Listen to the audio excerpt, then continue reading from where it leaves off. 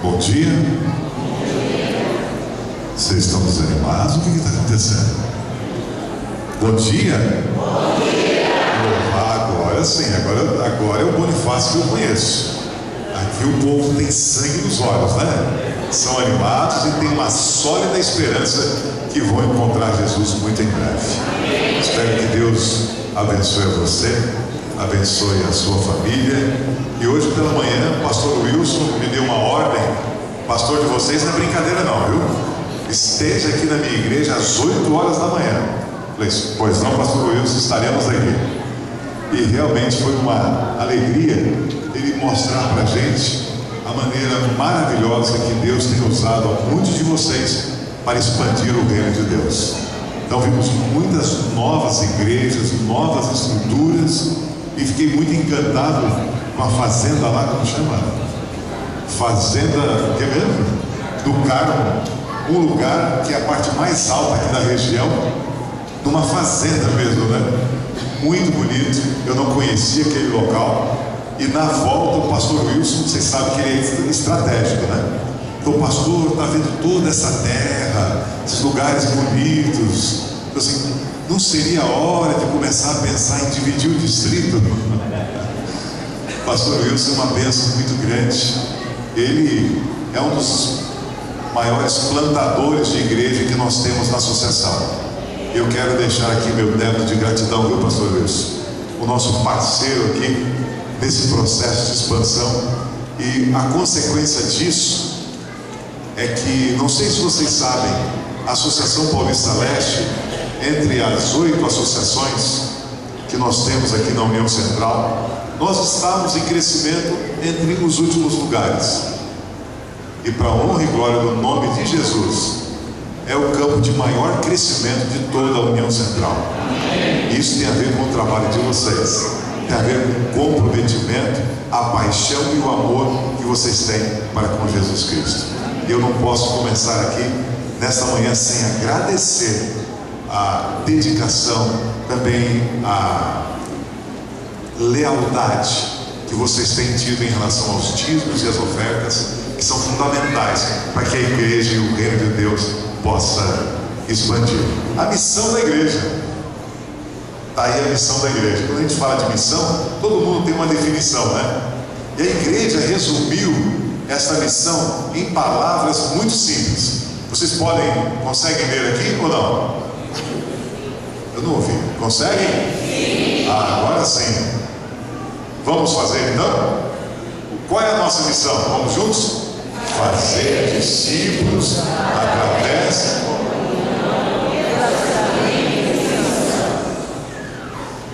Eu acho que vocês podem ser melhores. Eu já vi o coral dessa igreja cantar e eu fico toda vez arrepiado, porque o negócio é muito lindo. Vamos falar então como aquele coral dessa igreja, como toda a igreja agora, não só coral. Nossa missão é fazer discípulos através da comunhão, relacionamento e missão. Tá bom ou vocês podem mais? Podem ou não? O que é comunhão?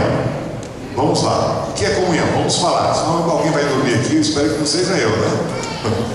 O que é comunhão?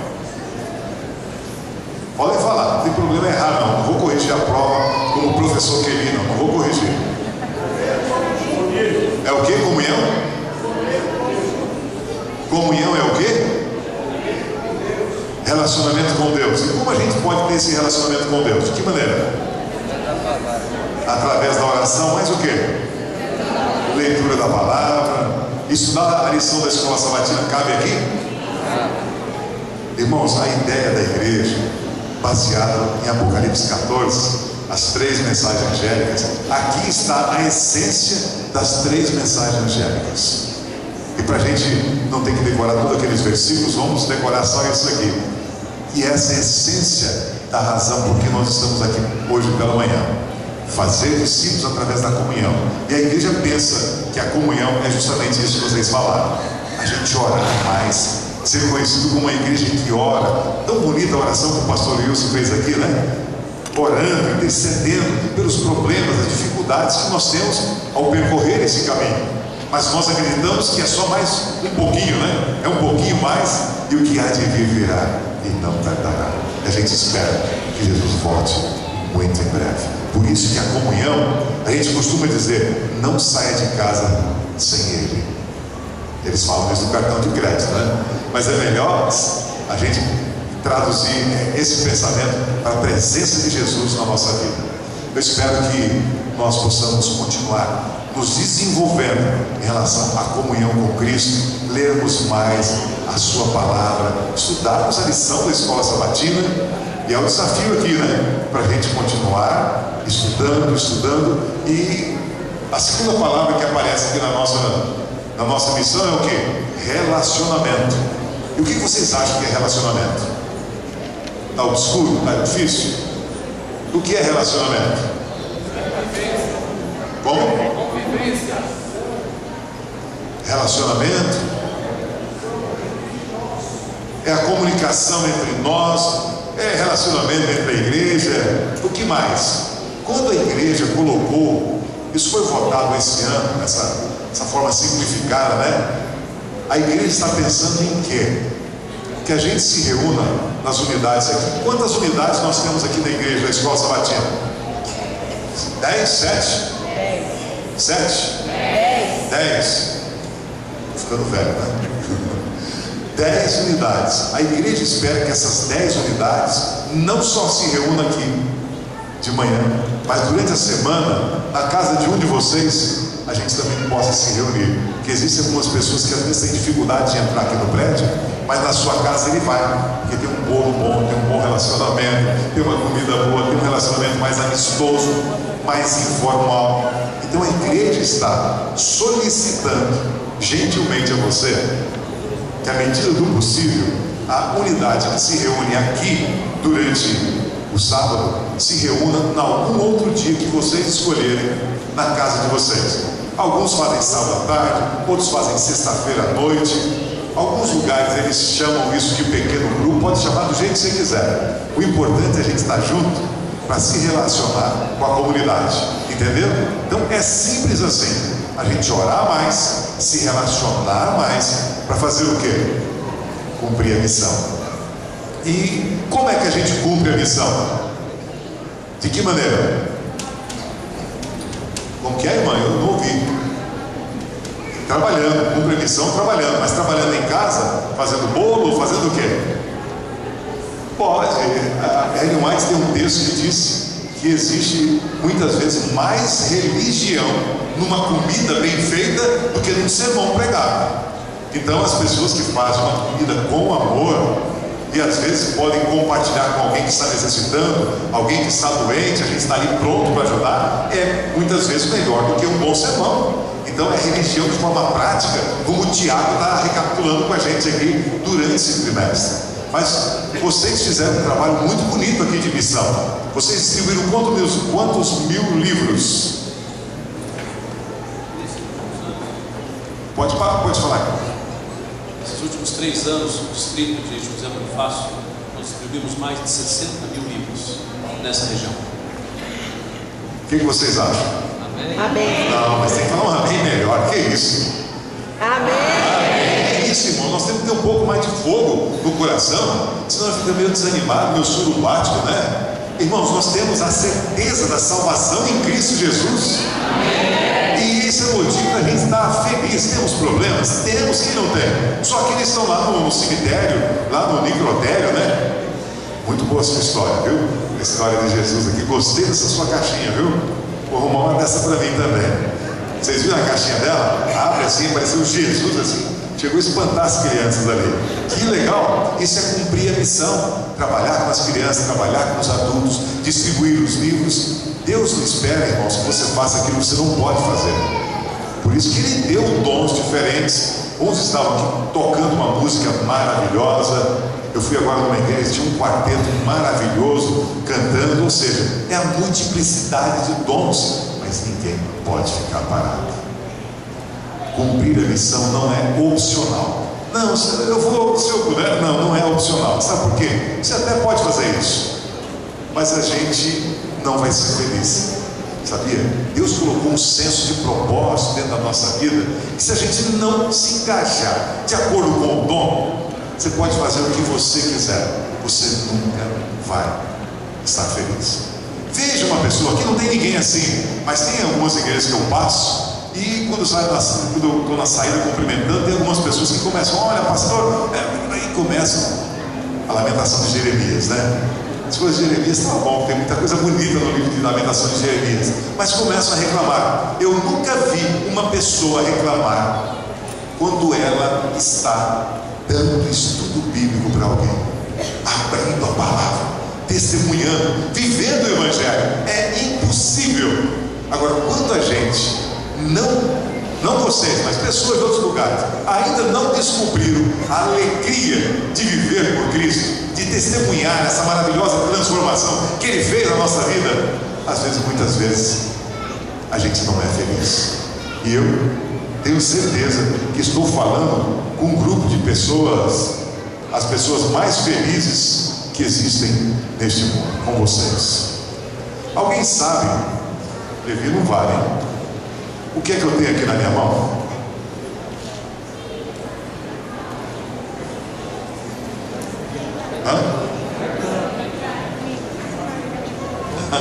É tipo um cartão magnético. É como se fosse um cartão magnético. Isso aqui foi um crachá que eles me deram no encontro que a igreja fez, não sei aonde aí. Mas também pendrive. Ó, se eu tivesse aberto assim, ficaria mais fácil, né? E o que a gente faz com isso? Alguém sabe? A gente põe tudo que quer ali dentro, inclusive vírus, né, irmão? Às vezes eu vou em alguma igreja aí, eu quero botar alguma informação, eu entrego isso, no final eles me dão limpinho. E às vezes me dão com vírus. É uma beleza, irmãos. Aí se eu não tenho um arquivo a cópia em casa, eu fico sem um arquivo. Mas é para isso.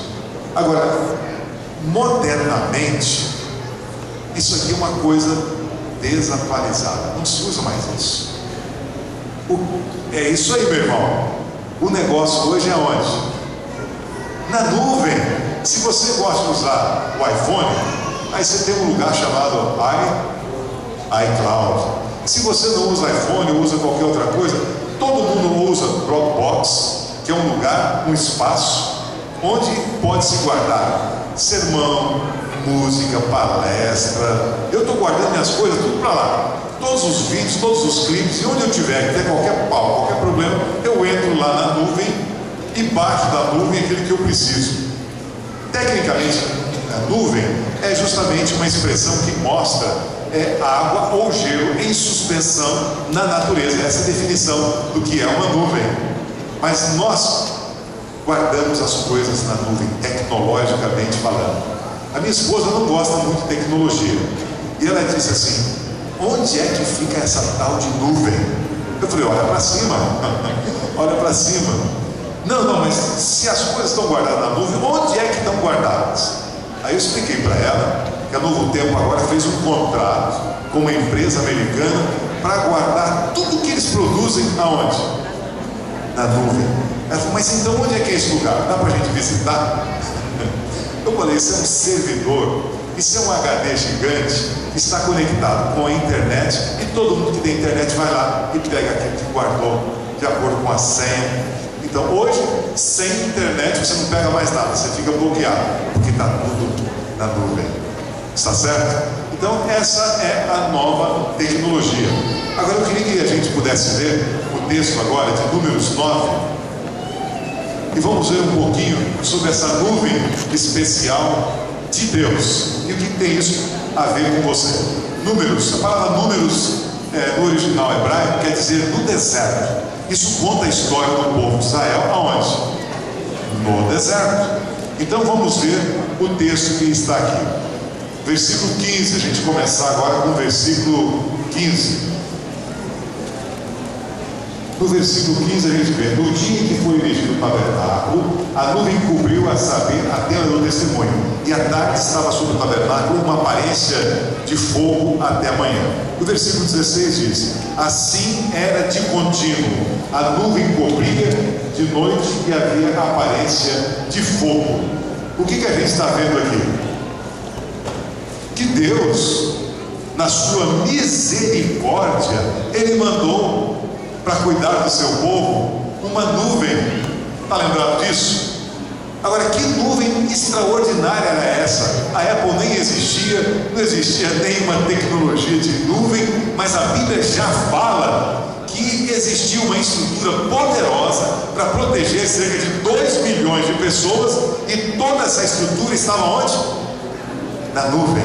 E é interessante que Deus, meu irmão, eu queria que você se lembrasse disso nesta manhã, que Deus é capaz de fazer qualquer coisa, inclusive construir uma nuvem, e era uma nuvem especial. Qualquer coisa Ele faz para o seu bem-estar, para cuidar de você. Lembre disso. Deus te ama tanto, deixou o céu e veio aqui morrer no seu lugar. Então, o que é uma nuvem?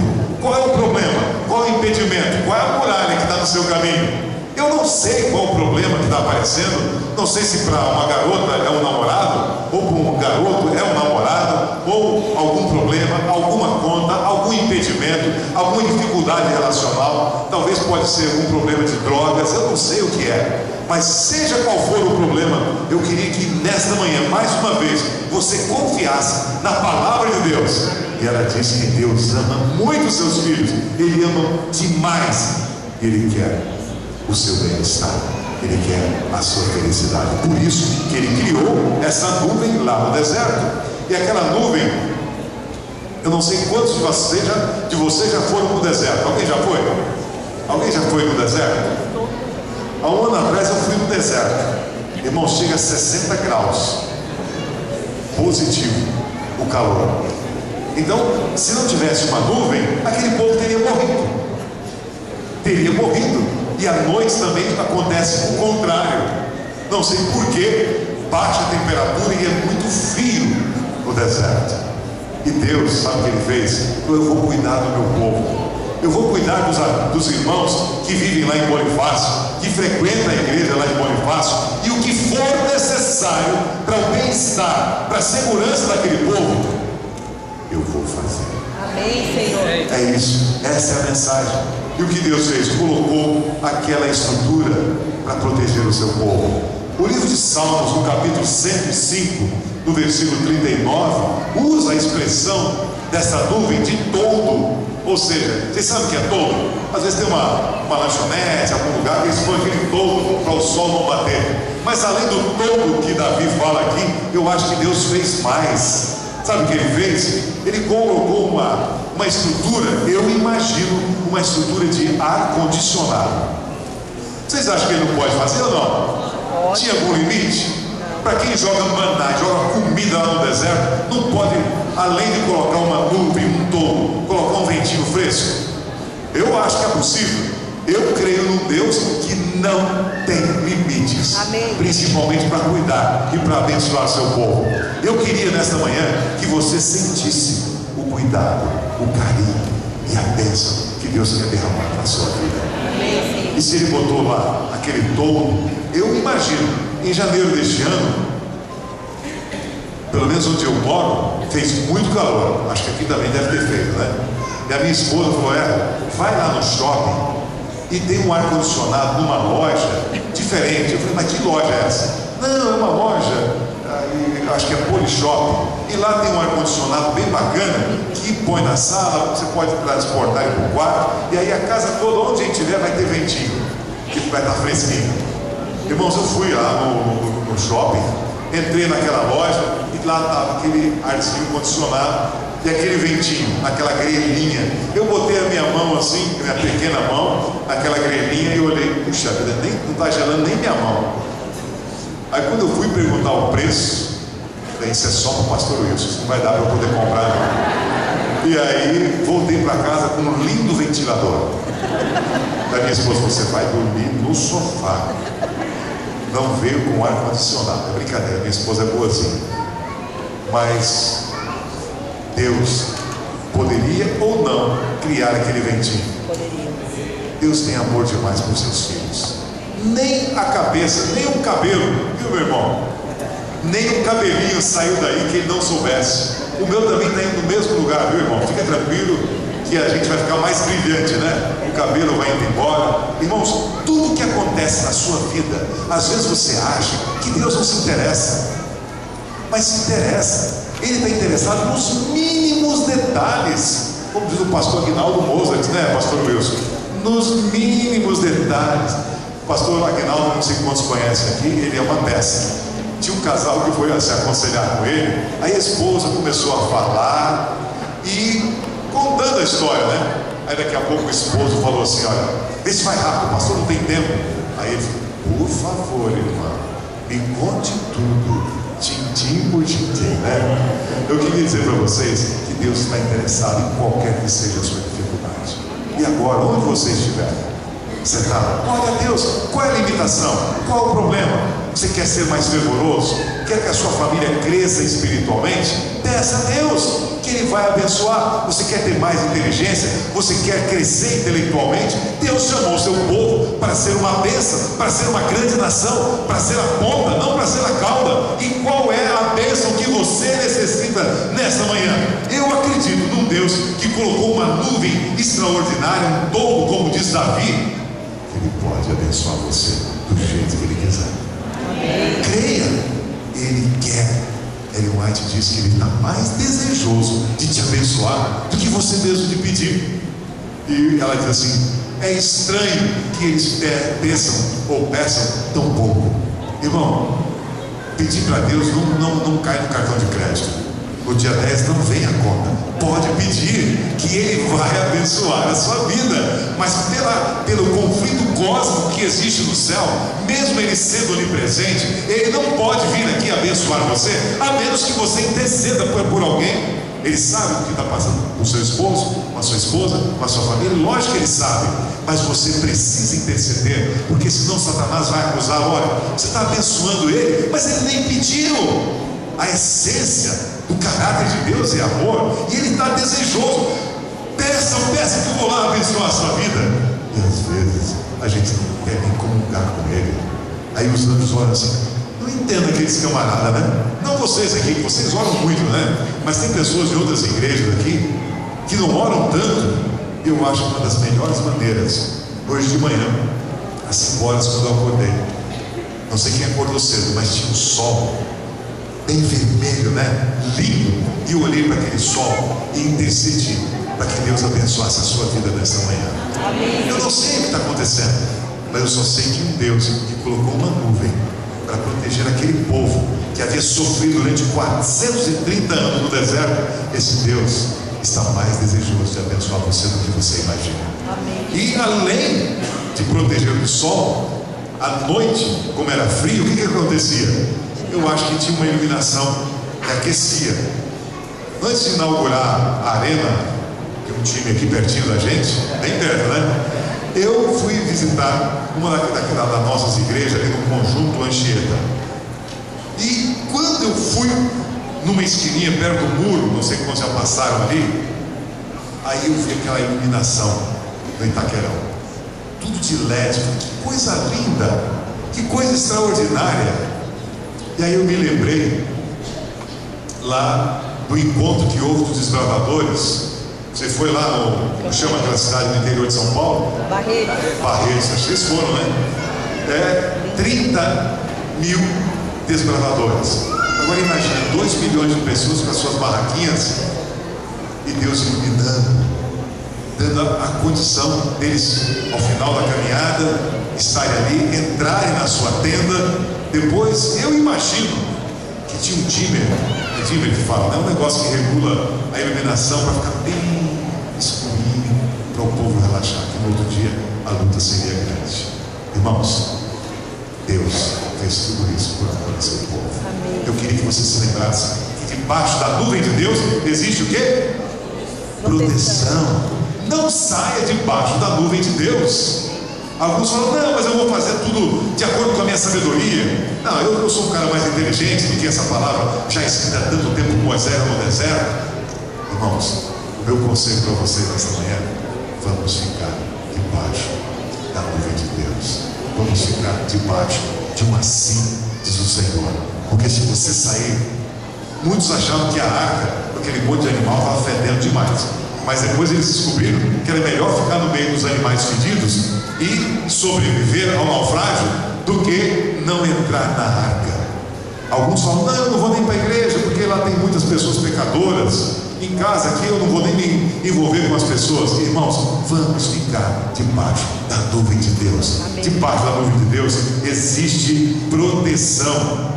Vamos ler esse verso juntos? Será que a gente consegue? Vamos lá? O Senhor é o seu protetor, como sombra que protege, ele está à sua direita. De dia o sol não ferirá, nem a lua de noite. O Senhor o protegerá de todo mal, protegerá a sua vida. O Senhor protegerá a sua saída e a sua chegada, desde agora para sempre. Amém. é lindo. A gente vê esse verso, pode ir para casa comer o nosso feijão, né? Comer a lasanha que foi preparada para o sábado, porque tudo que a gente precisa já está aí. Deus quer ser o nosso protetor. Irmãos, entregue a rapadura logo, entregue a rédea da sua vida, não fique lutando, entregue o senhorio da sua vida nas mãos de quem conduziu o povo, nas mãos de quem quer conduzir essa igreja em segurança. Sabe por que a igreja está indo bem na Paulista Leste? É porque Deus está conduzindo. Amém. Pastor Wilson e eu somos apenas servidores, estamos aqui para colaborar e não atrapalhar o crescimento dessa igreja, porque Deus é o nosso supremo pastor e Ele quer conduzir a sua vida em segurança. Mas além da proteção, o texto bíblico no versículo 17 diz alguma outra coisa que existia debaixo da nuvem de Deus. Quando a nuvem, versículo 17, quando a nuvem se erguia sobre a tenda, os filhos de Israel se punham em marcha, e no lugar onde a nuvem parava, aí os filhos de Israel também se acampavam. Então imagina, saindo lá do Egito, o povo não tinha nenhuma. Hoje todo mundo, eu ando pela cidade de São Paulo com um negócio chamado Waze, já viram falar nisso? Sim. É um negocinho lá que a gente coloca no celular e ele vai colocando pra gente. Às vezes o trânsito está muito congestionado, ele dá uma volta em Jericó, mas leva você para chegar, segundo a visão dele, mais perto do alvo em menos tempo. Mas naquela época não tinha GPS, não tinha bússola, não tinha radinho a pilha, não tinha auto-toque como eles usam lá nos desbravadores, né? Para chamar os meninos que estão saindo da região onde devem estar. Não tinha nada. O que tinha para eles naquela época? A nuvem. Então, onde a nuvem ia, o povo levantava acampamento e seguia a nuvem. Irmãos, a nossa nuvem é a palavra de Deus. Onde Deus diz para a gente ir, a gente deve ir. Não adianta a gente questionar ou imaginar que isso é uma coisa, um testamento já vencido, que não foi feito para você que é muito moderno, muito tecnológico, muito digital no século 21. A palavra de Deus continua sendo válida. E existe proteção, existe orientação para aqueles que entrarem debaixo da nuvem de Deus. No livro de João 8,12 diz: eu sou o caminho, A verdade vai senão por mim. eu sou a luz do mundo. É isso que Ele quer fazer na sua vida. Ele quer conduzir, Ele quer abençoar a sua vida. E nós precisamos ficar debaixo da nuvem de Deus. Fora da nuvem de Deus não existe orientação, mas debaixo da nuvem, um assim do Senhor vai levar não somente você, a sua família em segurança. Você já ficou muitas vezes preocupado com o que fazer, o que comprar, que decisão? Esses dias alguém perguntou para mim: pastor, eu estou com uma nova oferta de emprego, será que eu vou? Será que eu fico? O que eu faço? Eu diria: fique debaixo da nuvem de Deus. Amém. Debaixo da nuvem de Deus, olhe sempre para cima, que vai ter segurança. Debaixo da nuvem de Deus existe também o que? Descanso. Vamos ler o versículo 18. Segundo o mandato do Senhor, os filhos de Israel partiam. Segundo o mandato do Senhor, se acampavam. E por todo o tempo em que a nuvem parava sobre o tabernáculo, permaneciam acampados. Então o que o texto diz? Que Deus, Ele tem uma preocupação com o seu descanso. Por que nós estamos aqui hoje? Para descansarmos, nos deleitarmos na palavra de Deus, ouvirmos. E muitas vezes, irmãos, pastor Wilson, às vezes a gente inventa muito evento para o dia de sábado, E o plano de Deus para o dia de sábado é que a gente pudesse ficar mais tempo com a família, ensinar os filhos, ouvir a voz de Deus, ler o texto bíblico. Talvez nós pudéssemos replanejar algumas coisas para que a gente pudesse ficar mais em família, ter um descanso. E Deus sabia que se as pessoas guardassem o sábado, segundo a recomendação, as pessoas teriam melhor saúde. Eu não sei se estou falando hoje, eu imagino que não, mas vá que tem alguém aqui que talvez precise dessa informação, que não tem guardado o sábado da maneira correta. Eu queria dizer para você, está perdendo muitas bênçãos. Guarde. Se às vezes você tem vindo do trabalho muito apertado, negocia com o teu chefe lá, faz um plano para chegar um pouco mais cedo em casa, a família toda sentada, preparada para cantar, louvar o nome de Deus, ler a palavra de Deus, receber o pôr do sol. Se a gente vê Isaías 58, né? Tantas bênçãos. E a palavra de Deus diz que debaixo da nuvem aquele povo encontrou o quê? Proteção, encontrou orientação e também encontrou descanso. Vamos agora ver o versículo 23. Debaixo da nuvem de Deus também existe alegria no servir. Segundo o mandato do Senhor, se acampavam. Segundo o mandato do Senhor, se punham em marcha e cumpriam o seu dever para com o Senhor, segundo a ordem do Senhor por intermédio de Moisés. Lembra que eu falei no início? Se a gente não servir, quem não vive para servir não serve para viver. É isso que diz atrás dos caminhões aí, né? Então, irmãos, aquele povo, quantos são diáconos aqui? Deixa eu ver as mãos de quem é diácono aqui. Tem 1, 2, 3 diaconisas, tem mais alguém? Essa igreja deve ter muito mais gente, já está escondidos aí, né? Está guardando os carros. Irmãos, imagina o que era montar e desmontar a estrutura semanalmente. Que trabalheira! Há 2 semanas nós inauguramos um espaço em Santana, nós não tínhamos igreja lá. E durante um ano, eles se reuniam no hotel no sábado pela manhã. Eles chegavam no sábado pela manhã, tinham que montar som, preparar todas as coisas, e ao final, no pôr do sol, desmontava tudo. Agora tem uma estruturazinha lá em que eles vão começar o trabalho. Mas eles tinham alegria no servir. Irmãos, faça uma experiência. Se eu estou falando para alguém que ainda não descobriu essa alegria no serviço, eu gostaria de que fizesse uma experiência e começasse. Visse que Jesus é o mestre dos mestres. Eu queria apenas fazer uma reflexão com vocês. Quem desses 2 camaradas aí são mais importantes para a história da humanidade?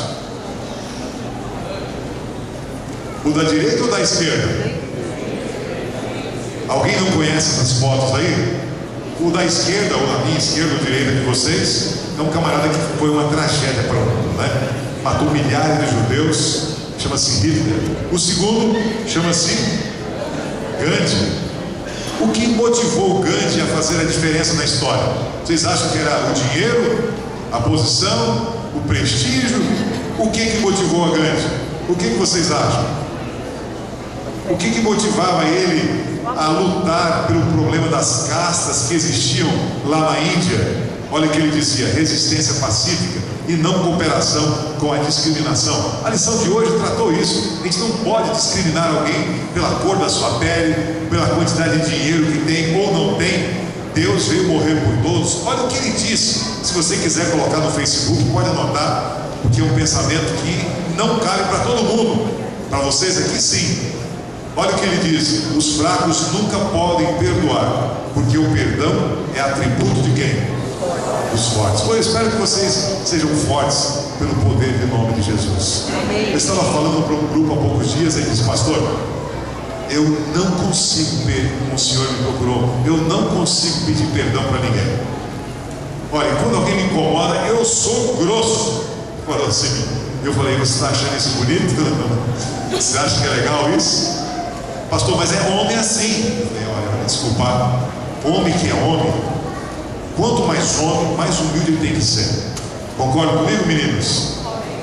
Porque às vezes a gente acha que o homem é aquele grosso, aquele... Nenhuma mulher gosta dessas portas, né? Mulher gosta de homem. É isso, meninas? Que sabe ser amoroso, que sabe pedir perdão, até mesmo para os filhos. Na educação, às vezes a gente erra, a gente precisa ser mais humilde. Por isso que Gandhi disse: olha, os fracos nunca podem perdoar. Uma senhora me disse: pastor, o senhor não sabe o que é ser traído. Eu falei: olha, infelizmente eu não sei. Eu não posso dizer que eu sei. Pastor, ela soltou todo o Salmo 119. Aí eu ouvi o Salmo 119 e falei: irmã, perdoa essa pessoa que te traiu. Pastor, o senhor não sabe, eu não vou perdoar. Falei: irmã, vou te dar um conselho. A senhora não tem duas energias emocionais. Ou a senhora perdoa, ou a senhora se vinga. A Bíblia diz que a vingança pertence a quem? Então o senhor não tem alternativa. Só tem uma alternativa, é perdoar. Aí ela falou: pastor, o senhor não sabe, o senhor não conhece. Eu falei: eu não conheço. Então, pastor, ele não merece o meu perdão. O que vocês acham? E se não merece? Eu falei: irmã, eu acho que ele não merece mesmo, pelo que o senhor está dizendo. Eu não conheço, mas estou vendo que a senhora é uma mulher sincera. Mas já que a senhora é uma mulher sincera, perdoa, não por ele, mas pela senhora. Porque renunciar a um rancor pode fazer bem à sua saúde. Não adianta você ficar com raiva de uma pessoa que não está nem aí para você, e você fica alimentando aquele negócio. É como se você tomasse o veneno e esperasse que outra pessoa morresse. Então o perdão, meus irmãos, ele é divino. E quando a gente perdoa, a gente pensa que tem que esquecer. Isso não significa que você vai esquecer. Pode ser que essa memória dolorosa ela vai se apagando vagarosamente, mas se você perdoar, você vai poder falar do assunto sem te machucar, sem se ofender. É isso que diz. E olha o que diz Gandhi ainda: a melhor maneira de você se encontrar é perder a si mesmo no serviço dos outros. Eu queria lembrar a você que você é as mãos e os pés de Jesus nesse mundo. Então, como é que ele vai abençoar as pessoas? É através de você. E Gandhi lembra isso. Mandela ficou 30 anos preso por causa lá do apartheid, lá na África do Sul. E o que é que motivava Mandela a trabalhar? Ele disse: ninguém nasce odiando outra pessoa por causa da cor da sua pele. O que o motivava? Depois de 30 anos preso, ele saiu e olha o que ele disse: eu me ponho diante de vocês não como um profeta, mas como um humilde servo do povo. O heróico e incansável sacrifício de vocês tornou possível para mim estar aqui hoje. Portanto, confio o resto dos meus dias e cuidados a vocês. Olha, são valores que a gente olharia e fala assim: mas isso é por causa de uma apartheid, é por causa de uma coisa. Mas ele se empenhou por causa de uma causa. Que causa tem motivado você a se empenhar? Madre Teresa, uma história extraordinária também na Índia. Se a gente perguntasse para a Madre Teresa, que deixou um legado mundial, olha o que ela disse. Um bom pensamento para o Facebook também, isso aí, viu? Ou para o Twitter. Diz aqui: nem todos podemos fazer grandes coisas, mas todos podemos fazer pequenas coisas com grande amor. Leiam de novo, todo mundo agora, porque é muito bonito isso. Leiam aí. Nem todos podemos fazer grandes coisas, mas todos podemos fazer pequenas coisas com grande amor. Eu espero que a gente faça isso. Amor só é pago com amor. E como você paga com amor quando alguém não trata você com amor? Trate com amor. É isso que Jesus falou. Se mandar um lado ao outro, né?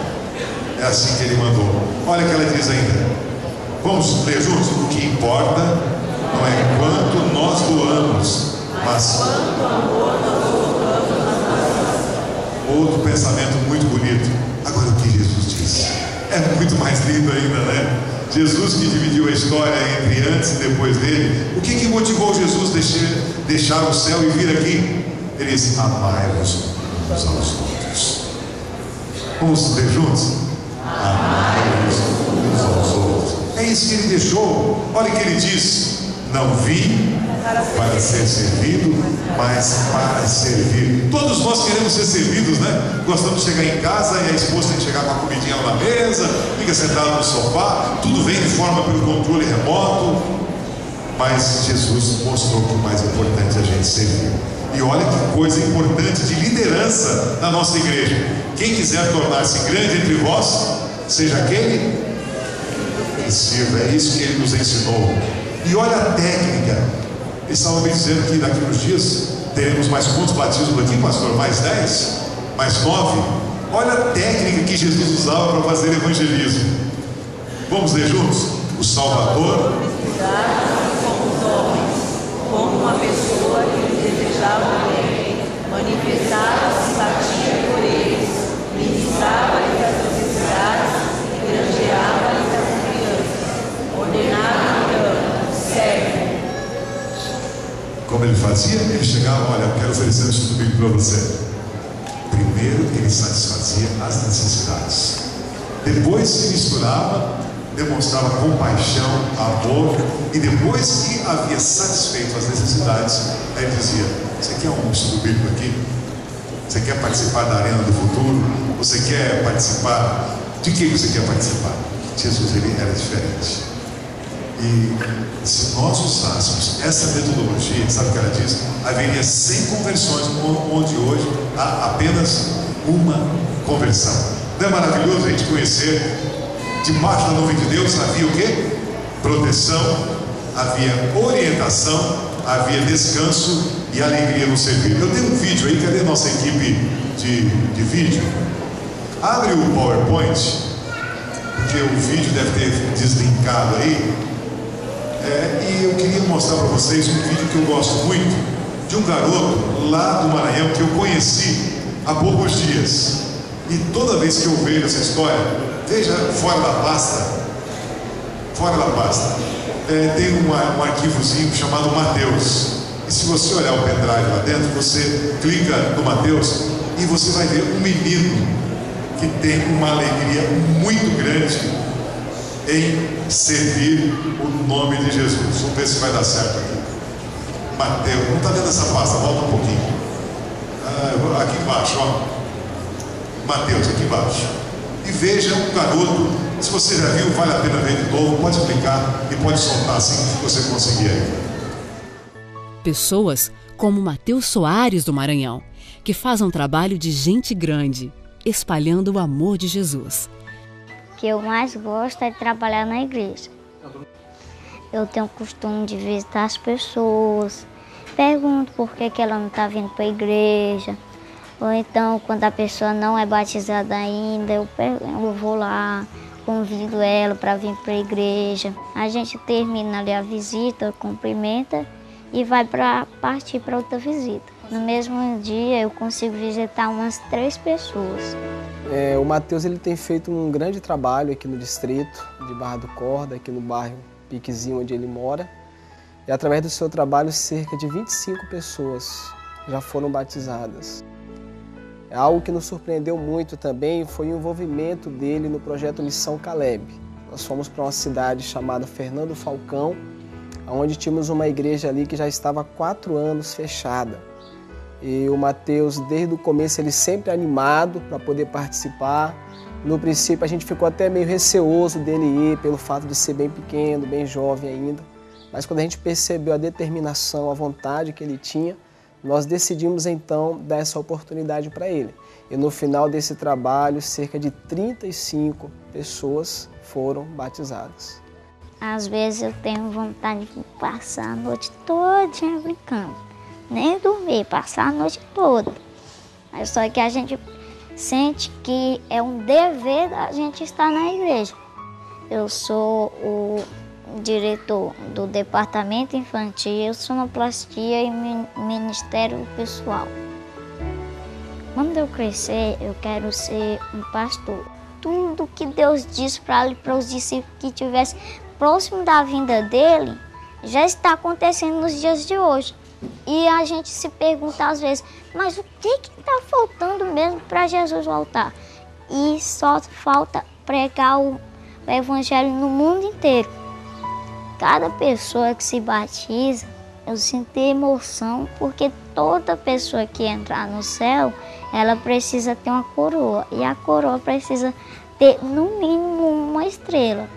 Ou seja, a estrela significa cada pessoa que você levou ao batismo. Então eu sinto essa emoção de saber que cada pessoa que eu levo ao batismo é uma estrelinha que está indo ali para a coroa. Quando eu subir para os céus, eu não quero subir sozinho, quero subir com todos.